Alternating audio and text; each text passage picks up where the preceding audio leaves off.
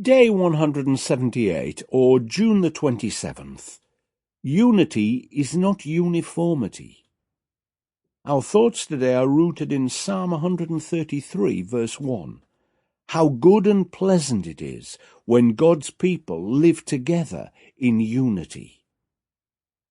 First, the big picture surrounding this verse. Our psalms today are once again all called songs of ascent, bringing the full total to 15. It seems logical, bearing in mind that Jerusalem is built on 7 hills, that all who approach it will be ascending. Many pilgrims even today will sing these psalms whilst they ascend as they approach the temple in Jerusalem. It's very probable that those being led back into the Promised Land by Ezra many centuries before Jesus was born sang them too.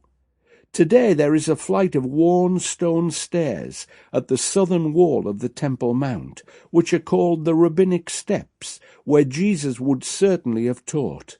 Sometimes Christians visiting this special place stop on each step and read one of the songs of ascent as they ascend towards the ancient temple entrance at the Huldah gates. And now, our action step for today.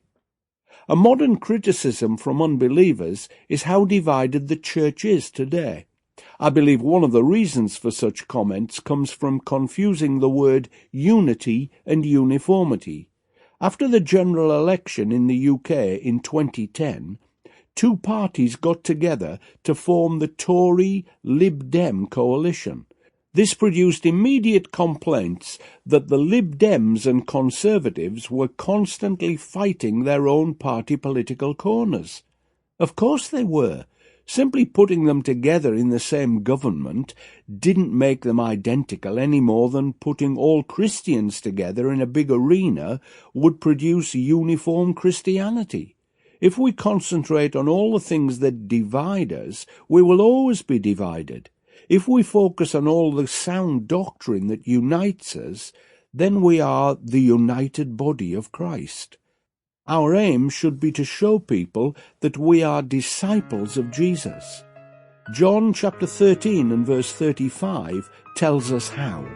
Your love for one another will prove to the world that you are my disciples.